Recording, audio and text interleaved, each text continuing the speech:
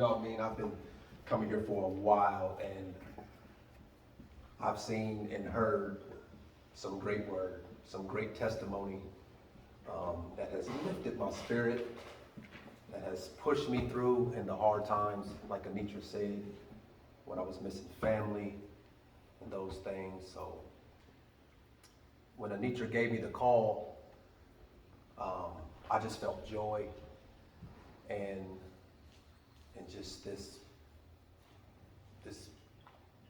connection to God, saying, you're ready. And ever since then, I've just been reading more, praying more, and loving more. So I just want to say thank you to Alex and Anitra and the Overflow family for sure, for helping me, walking with me through my time. Okay? So, again, my name is Tim, and I'm just overjoyed at this moment in my life. I have a lot going on. I have a story that a lot of you can relate to and some of you can't. I'm not going to get into it too much, but coming up, you know, I've watched a lot of hate. I've seen a lot of love. And these two things would come out of people that were supposed to nurture me. So I was a little confused at times. I had a lot of family that dealt with just pain. And they covered it with laughter that was not authentic. And I kind of adopted that insecurity, that feeling, and it really set me off a course that God had for me. So during this time, I hurt a lot of people, to be honest. I hurt a lot of people. I've met a lot of people that tried to love me, but I hurt them as well.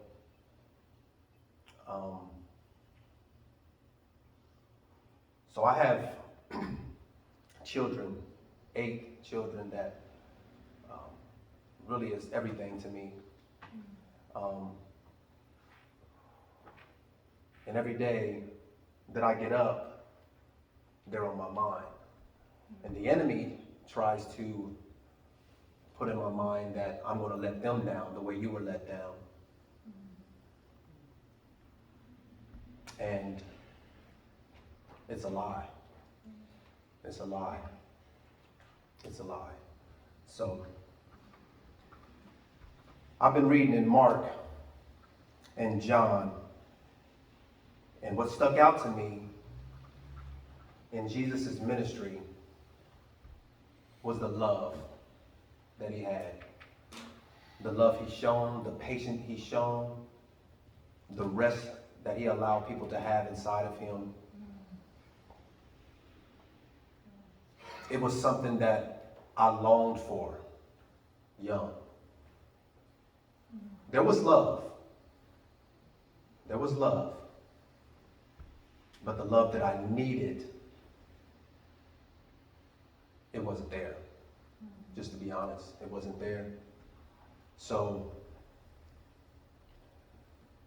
Jesus was telling his disciples before he was going to the cross that you're going to run, you're going to be scattered because of what's going to happen to me. But I have a plan. And in John 16:33, he says, I have told you these things so that in me you have peace. You will suffer in this world, but be of courage. I have overcome it. So that scripture spoke to me so much. All the pain that I've went through, all the bad decisions that I've made, the lack of love and insecurity that I experienced, I learned that God had a plan for me. And that plan came in January 2013, where I was introduced to outreach. And before my time going in to outreach, I had spiraled out of control. And my girlfriend, who became my wife at the time, was offering me to church. And when I came into church, I was asked to sit in the first row. And the pastor called me up on stage. I had been drinking the night before, so I was scared. And I said, this is my church experience right here. This is my church experience. So long story short, I ended up walking out of church, and there was a guy named Danny Butler, who's a great friend of mine. Came to me and said, hey young man, let me give you my number, and let's just, keep in touch, let's talk. So I said, okay. And Danny would call me and text me at the weirdest times of the day. It'd be 3 a.m., 3 p.m., and he would text me, and I'm saying, these church people are weird. These church people are weird, he's watching me, this, that, and the other. So, moving forward, like I said, I was in a bad space, and I was supposed to be picking up my daughter. This is my life, y'all. I was going to pick up my daughter because it was my weekend to get her. And my sister would tell you, that's like my heart. So that morning I kind of went on a different path and indulged into negative activity. Okay? So I didn't go pick up my daughter, needless to say. I was supposed to be there at 12 noon, and I didn't show up. I ended up freaking out because of the state of mind that I was in, the intoxication that I was in at the time. I ended up going to get a hotel. And my sister and my wife at the time was looking for me. And I stayed in this hotel, and I just pretty much cried and drank myself to sleep. So the next day I go home, and it was about 12 a.m. And I step into the house expecting to argue. And when I walked into the room, she was on the floor praying for me. And it kind of threw me for a loop. And she said, Tim, you have a choice right now. You either go to outreach or you have to go. She said, don't worry, I got your daughter, but you have to make a decision today. So the next morning, I go to outreach, and I meet with Steve Maldonado, and he interviews me and says, Tim, what do you want to do? I said, Steve, I want to change my life around, and I don't know what that looks like. I need to change my life around. I have children that need me. I have a past that has haunted me. I need help. So he said, go home, think about it and come back. Which come to find out he was just trying me to see where I was at. I said, Steve, I'm not leaving. He said, that's what I wanted to hear. He said, go down to the house. Ryan is waiting for you with a bed. So I did. And I went there in the state that I was in. I went to sleep and I woke up for Bible study, worship in the morning, 7 a.m.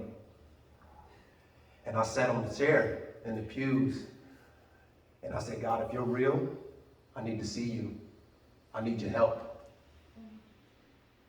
I'm in this circle right now. I'm living like those that have let me down, and I'm doing this to my children. And I said, Lord, I need you to take the wheel. And at that moment, I had a hand go on my shoulder. And I looked back, and it was Danny Butler.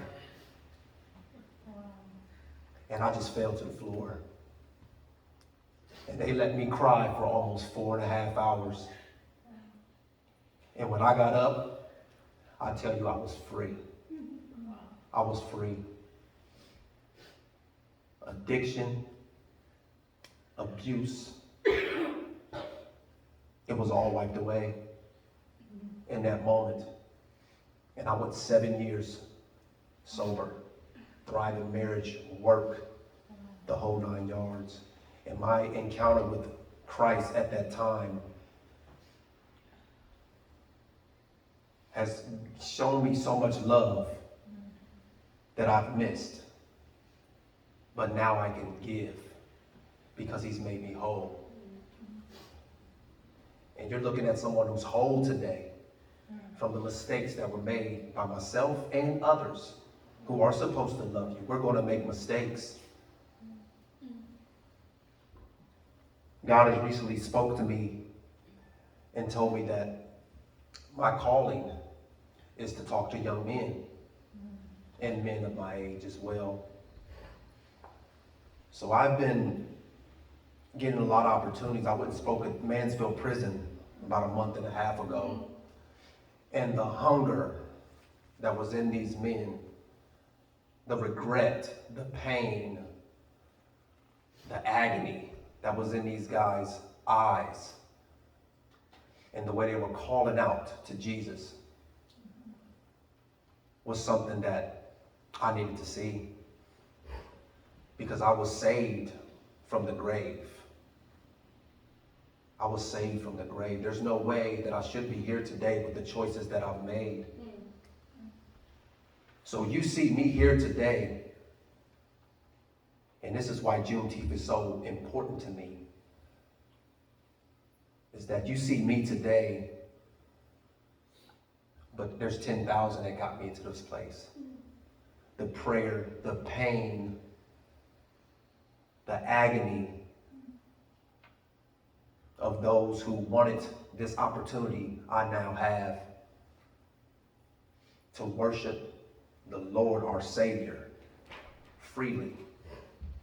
And I'm so thankful for that. I'm so thankful for that.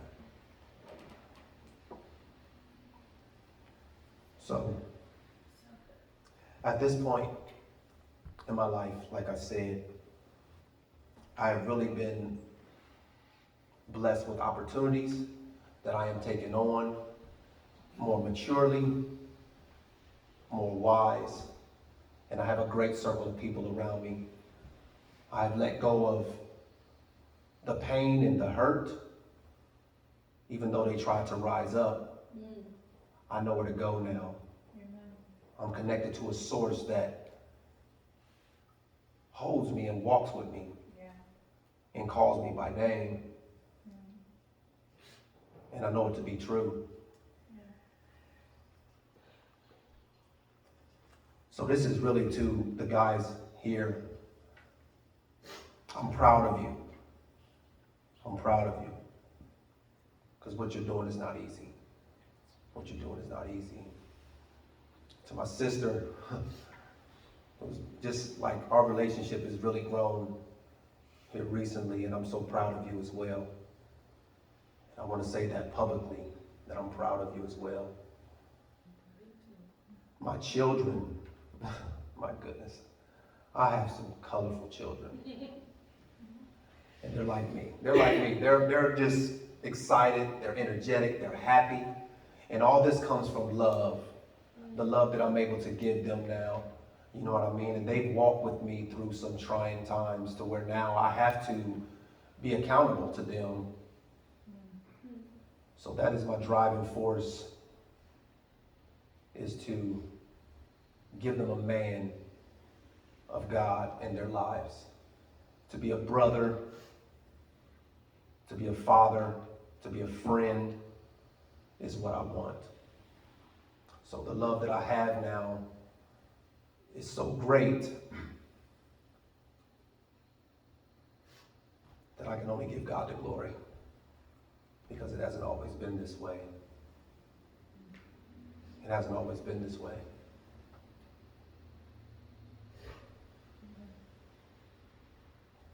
So I really have a couple other little things that I want to say. Again, thank you for this opportunity, Anitra. I really appreciate it.